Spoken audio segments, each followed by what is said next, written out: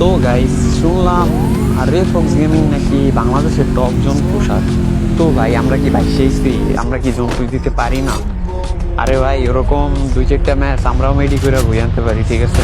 তো এইখানে বিষয়টা হচ্ছে কি, যেমন রেফক্স গেমিং হচ্ছে বাংলাদেশের টপ ওয়ান, তারপর বাংলাদেশের টপ থ্রি মিরি এইসব প্লেয়ারদের সাথে জোন পুষ দেয়, তাই না?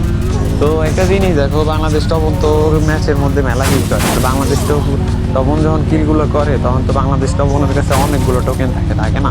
তারপর আরও অনেক অনেক প্লেয়ার থাকে, ভালো স্কোর থাকে, ভালো টিমমেট থাকে।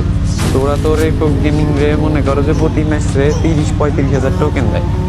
আর আমরা যদি জোন পুশ দিতে যাই তখন আমাকে টিমমেটগুলো হয় বট, ওরা তো আর টোকেন জমাই দিতে পারে না। ওরা কত দেয়, 10,000 টোকেনই দিক, তা দিয়ে আর কয়টা সুপার মেডিক পাওয়া যায়? হাইস্ট হলে 10টা কি 15টা, এর বেশি পাওয়া যায় না, ঠিক আছে?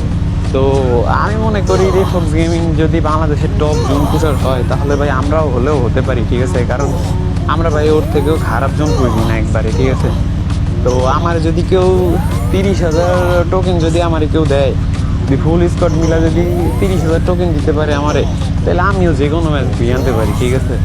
তো এই যে বলো না বাংলাদেশের টপ জোন পুষার রেফক্স গেমিং, এই কথাটা আমি মনে করি আর একবারও বইল না, ঠিক আছে? শুনতে শুনতে গান জ্বালাপালা হয়ে গেছে। দেখো এই ম্যাচটা কীভাবে বই আনি, ঠিক আছে?